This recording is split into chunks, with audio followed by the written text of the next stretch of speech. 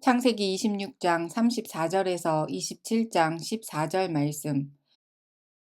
에서가 40세에 해족 속 부에리의 딸 유딧과 해족 속 엘론의 딸 바스맛을 아내로 맞이하였더니 그들이 이삭과 리브가의 마음에 근심이 되었더라. 이삭이 나이가 많아 눈이 어두워 잘 보지 못하더니 맏아들 에서를 불러 이르되 내 아들아 하매 그가 이르되 내가 여기 있나이다 하니 이삭이 이르되 내가 이제 늙어 어느 날 죽을는지 알지 못하니 그런즉 내 기구 곧 화살통과 활을 가지고 들에 가서 나를 위하여 사냥하여 내가 즐기는 별미를 만들어 내게로 가져와서 먹게 하여 내가 죽기 전에 내 마음껏 내게 축복하게 하라. 이삭이 그의 아들 에서에게 말할 때에 리브가가 들었더니 에서가 사냥하여 오려고 들로 나가매 리브가가 그의 아들 야곱에게 말하여 이르되 내 아버지가 내 형 에서에게 말씀하시는 것을 내가 들으니 이르시기를 나를 위하여 사냥하여 가져다가 별미를 만들어 내가 먹게 하여 죽기 전에 여호와 앞에서 내게 축복하게 하라 하셨으니 그런즉 내 아들아 내 말을 따라 내가 네게 명하는 대로 염소떼에 가서 거기서 좋은 염소 새끼 2마리를 내게로 가져오면 내가 그것으로 내 아버지를 위하여 그가 즐기시는 별미를 만들리니 내가 그것을 내 아버지께 가져다 드려서 그가 죽기 전에 내게 축복하기 위하여 잡수시게 하라. 야곱이 그 어머니 리브가에게 이르되 내 형 에서는 털이 많은 사람이요 나는 매끈매끈한 사람인즉 아버지께서 나를 만지실진데 내가 아버지의 눈에 속이는 자로 보일지라 복은 고사하고 저주를 받을까 하나이다. 어머니가 그에게 이르되 내 아들아 너의 저주는 내게로 돌리리니 내 말만 따르고 가서 가져오라. 그가 가서 끌어다가 어머니에게로 가져왔더니 그의 어머니가 그의 아버지가 즐기는 별미를 만들었더라. 아멘. 우리는 성경을 읽어야만 하나님이 어떤 분이신지 배울 수 있습니다. 마찬가지로 우리는 성경을 읽을 때 본질적으로 죄인인 인간이 어떤 존재인지 제대로 알 수 있습니다. 창세기 26장 34절, 35절 말씀입니다. 에서가 40세의 해족 속 부에리의 딸 유딧과 해족 속 엘론의 딸 바스맛을 아내로 맞이하였더니 그들이 이삭과 리브가의 마음에 근심이 되었더라. 에서는 언약 가정이라는 신앙적 정체성을 무시하고 가나안 여인들과 결혼합니다. 이것은 단순한 이방 결혼의 문제가 아니라 하나님의 언약 공동체와 세속 문화와의 혼합을 의미합니다. 아브라함은 언약 계승자로서 아들 이삭의 아내를 가나안 족속에서 구하지 않는 거룩을 중요하게 여겼으나 맏아들 에서는 경홀히 여겼고 그의 불경건함을 여실하게 드러냅니다. 우리의 행동은 내적 신앙 상태를 반영합니다.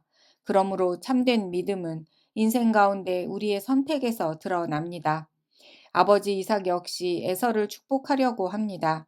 이삭은 아내 리브가를 통해 이미 하나님께서 아우 야곱을 통해 장자의 권위가 계승될 것을 알고 있었으면서도 하나님의 말씀보다 자연적 질서와 편애하는 마음을 따르려고 합니다.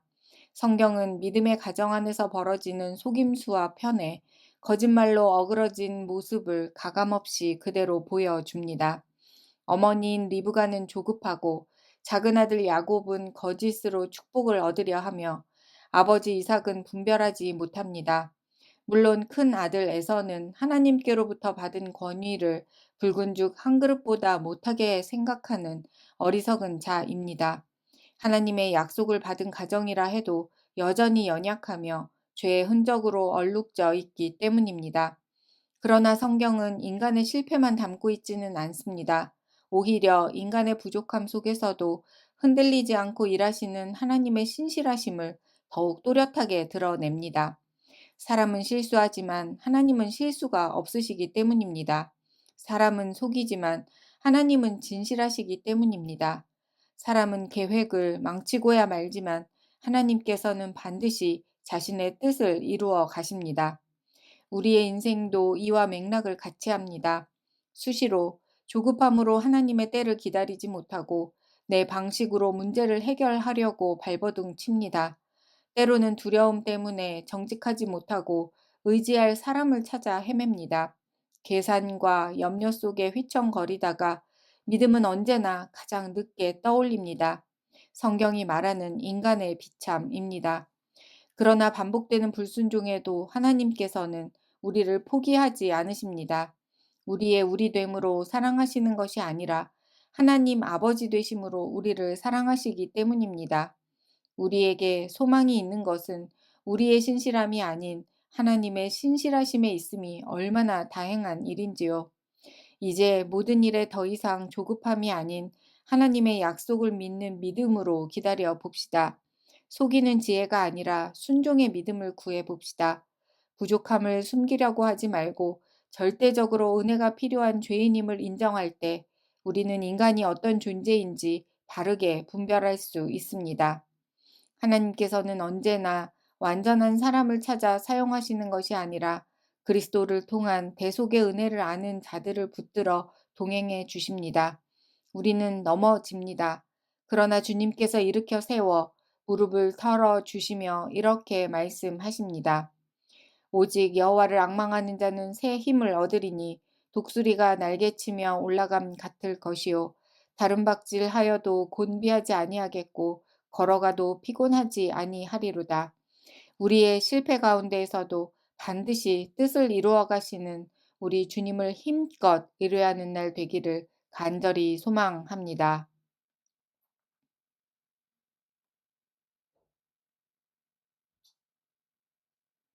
주님, 야비한 거짓말쟁이 야곱은 하나님과 동행하며 이스라엘로 거듭납니다. 죽음을 앞두고 눈이 어두워진 상황에서도 영적인 분별력은 더욱 빛나 요셉의 두 아들 머리 위에 손을 어긋나게 올려 바르게 축복을 흘려 보냅니다. 이렇게 하나님의 신실하신 구원 계획은 한치의 오차도 없이 역사 속에서 성취된다는 것을 기억하겠습니다. 우리 안에 도사리는 야곱의 거짓과 에서의 불경건을 솔직히 고백합니다. 문제 앞에 내 생각과 경험으로 해결하려 했던 어리석은 마음을 불쌍히 여겨 주십시오. 모든 상황 속에서 하나님의 약속을 신뢰하게 하시고 기다림 속에서도 끝까지 믿음을 잃지 않도록 지켜 주시옵소서. 신실하신 예수님의 이름으로 기도합니다. 아멘.